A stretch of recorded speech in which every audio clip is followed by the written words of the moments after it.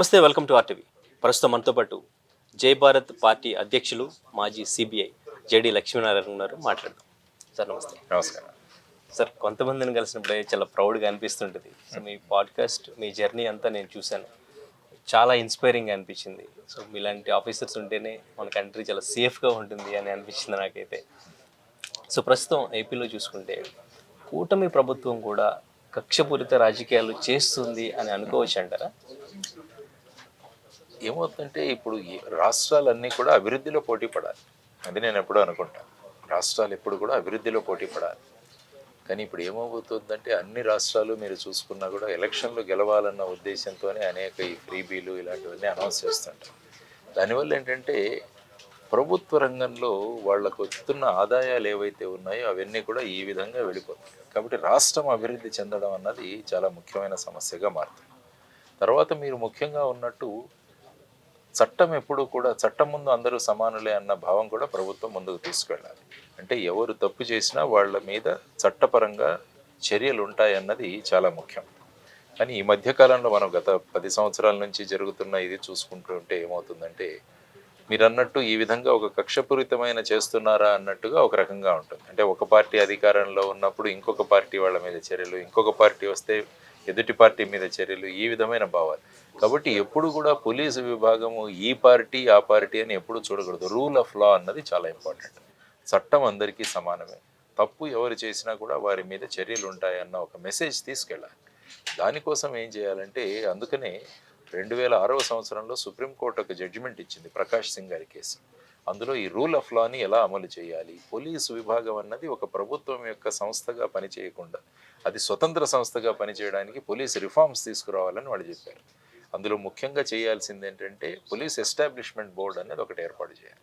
అందులో ముఖ్యమంత్రి ఉంటారు, హోంమంత్రి ఉంటారు, తర్వాత లీడర్స్ అపోజిషన్ నుంచి ఉంటారు, హ్యూమన్ రైట్స్ కమిషన్ ఉంటారు.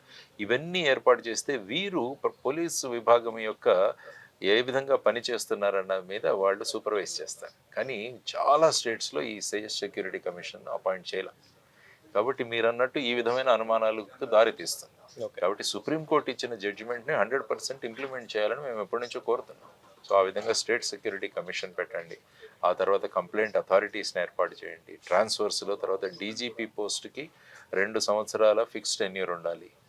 ఎందుకంటే డీజీపీలు చాలా రాష్ట్రాల్లో చూస్తే ఏం చేస్తున్నారంటే వాళ్ళు ad hoc or temporary full additional charge ఈ విధంగా పెడుతున్నారు. కానీ సుప్రీంకోర్టు చెప్పినట్టుగా 2 సంవత్సరాలు ఏదైతే ఫిక్స్డ్ టెన్యూర్ ఉన్నారో అది ఇవ్వట్లేదు.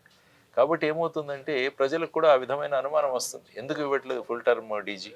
సో ఫుల్ టర్మ్ డీజీ ఇచ్చి 2 సంవత్సరాలు ఇస్తే వాళ్ళు కూడా ఇండిపెండెంట్గా పనిచేస్తారు. వాళ్ళకి ఎందుకంటే జాబ్ గ్యారంటీ ఉంటుంది. లేకుంటే ఈరోజు ఏమైంది, ఈరోజు వీళ్ళు ఉంటారు, లేకుంటే మానేస్తారు.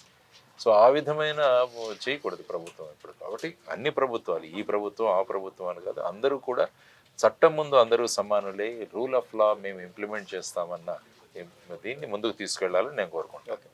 అయితే ఇప్పటివరకు ఇచ్చిన హామీల విషయంలో అండ్ ఇంకా సెంట్రల్లో అంత సపోర్ట్ ఉన్నప్పటికీ కూడా ప్రత్యేక హోదా విషయంలో ఎందుకు కూటమి ప్రభుత్వం ముందుకు అంతగా సక్సెస్ అవ్వలేకపోయింది అనుకోవచ్చు అంటారు? ప్రత్యేక హోదా విషయం అన్నది ఎప్పటి నుంచో మనం చూస్తూనే ఉన్నాం. ప్రత్యేక హోదా మీరు యాక్చువల్గా 2014 విభజన చట్టం వచ్చిన తర్వాత కూడా చూసుకుంటే అందులో ప్రత్యేక హోదా అన్నది రాయలేదు చట్టంలో. ముఖ్యంగా అప్పుడే మన వాళ్ళు అక్కడ అపోజ్ చేసి ఉండాల్సింది. ఎందుకంటే రాజ్యసభలో హామీ ఇచ్చారు అప్పటి ప్రధాని మన్మోహన్ సింగ్ గారు, కానీ చట్ట రూపంలో రాలే. ఆ తర్వాత ఏమైంది, ప్రత్యేక హోదా కాదు ఎందుకంటే మిగతా రాష్ట్రాలు కూడా కోరుతున్నాయి కాబట్టి మీకు ప్రత్యేక ప్యాకేజ్ ఇస్తామన్నారు. కాబట్టి మళ్ళా ప్రత్యేక హోదా మీద గొడవ జరిగింది, అవిశ్వాస తీర్మానం ప్రవేశపెట్టడం జరిగింది లోక్సభలో మీరు చూస్తే.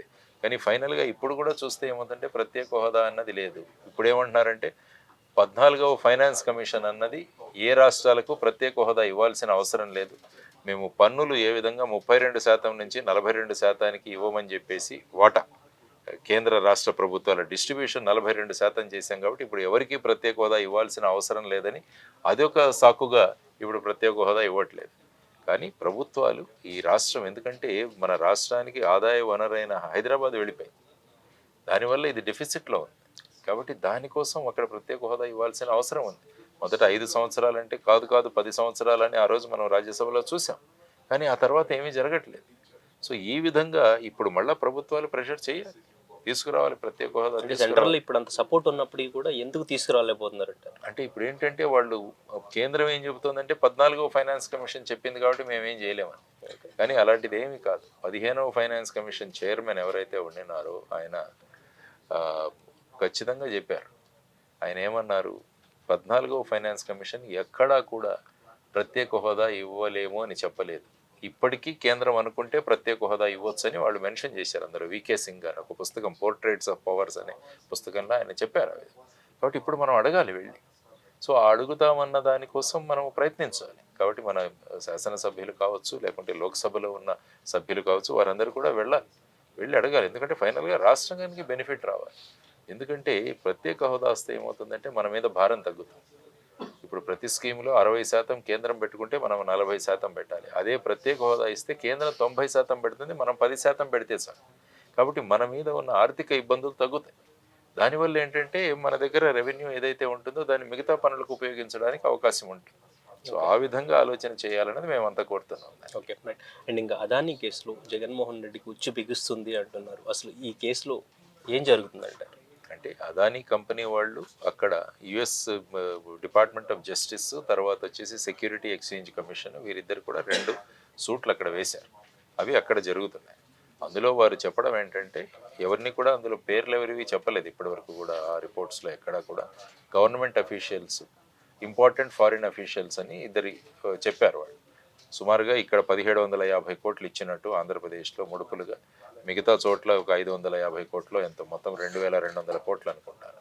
అంత బ్రైబ్స్ అంటే ఈ విధంగా వాళ్ళకి ఏమంటారు, బ్రైబ్ అంటే మనకి ఈ విధంగా వారికి ఆశ చూపించి, ఈ విధంగా వాళ్ళకి డబ్బులు ఇచ్చి, ఈ విధంగా వాళ్ళు వాళ్ళ ఇవి తెచ్చుకున్నారని, ప్రాజెక్ట్స్ తెచ్చుకున్నారని అది అభియోగం. కాబట్టి ఈ అభియోగం మీద అక్కడ జరుగుతున్నాయి. ఆ అభియోగం సందర్భంగా కూడా వాళ్ళకి నోటీసులు అవి ఇవ్వడం జరిగింది. కాబట్టి అక్కడ కేసు ఏ విధంగా నడుస్తుంది, తర్వాత ఇక్కడి ప్రభుత్వం దాన్ని ఏ విధంగా ముందుకు తీసుకెళ్తారని ఇప్పుడు పార్లమెంట్ కూడా ఒక రోజు దాన్ని వాయిదా వేశారు. ఎందుకంటే అదానీ విషయంలో జేపీసీ ఏర్పాటు చేయమని అన్ని ప్రతిపక్ష పార్టీలు అడుగుతున్నాయి, జాయింట్ పార్లమెంటరీ కమిటీ. కాబట్టి ఇప్పుడు చూడాలి, మళ్ళీ బుధవారం నుంచి రేపటి నుంచి మళ్ళీ పార్లమెంట్ కొనసాగుతుంది. ఆ సందర్భంగా ఏ నిర్ణయం తీసుకుంటున్నారు అన్నది. ఎందుకంటే ఈ విధంగా చేయడం వల్ల ఏమంటే భారతదేశం యొక్క ప్రతిష్ట దిగజారిపోతుంది. అంటే ఇక్కడ డబ్బులు ఇచ్చి అధికారులకి ఈ విధంగా లంచాలు ఇచ్చి వాళ్ళ దగ్గర పనులు చేయించుకుంటారు, భారతదేశంలో ఉన్న ఒక అభిప్రాయం ఏర్పడుతుంది. కాబట్టి మన దగ్గరికి వచ్చే ఇన్వెస్ట్మెంట్లు ఏవైతే ఉన్నాయో వాటి మీద కూడా ప్రభావం చూపవచ్చు. కాబట్టి దీని మీద ప్రభుత్వాలు కఠినమైన నిర్ణయాలు తీసుకుని ఇక్కడ ఏం జరిగిందన్న దాన్ని కూడా బయటికి తీసుకురావాలి. ఎవరెవరు ఇందులో ఉన్నారు వారి పేర్లు బయటికి తీసుకురావాలి, వారి మీద ఎటువంటి యాక్షన్ తీసుకోవాలన్నది కూడా ప్రభుత్వాలు నిర్ణయం తీసుకోవాలి. Okay right. Finally steel plant ప్రైవేటీకరణ గత ప్రభుత్వంలో ఈ మాట ఎక్కువగా వినిపించింది, ఈ మధ్యకాలంలో మళ్ళీ వినిపించట్లేదు. ప్రైవేటీకరణ ఆగిపోయినట్టు అంటారు?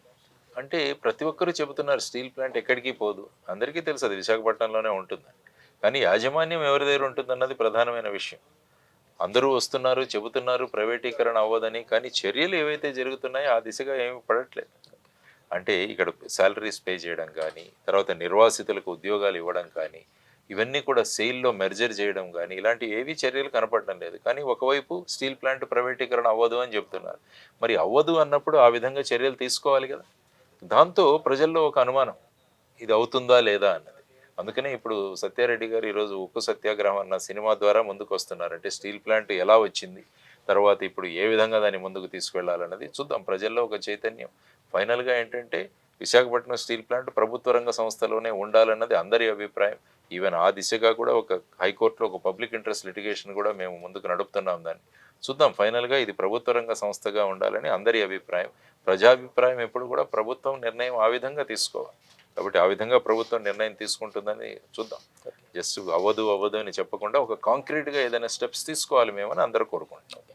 Thank you sir. నమస్కారం. మరిన్ని వీడియోస్ కోసం ఛానల్ సబ్స్క్రైబ్ చేయండి. లేటెస్ట్ అప్డేట్స్ కోసం వాట్సాప్ ఛానల్ ఫాలో అవ్వండి. అండ్ లింక్ డిస్క్రిప్షన్ లో ఉంది.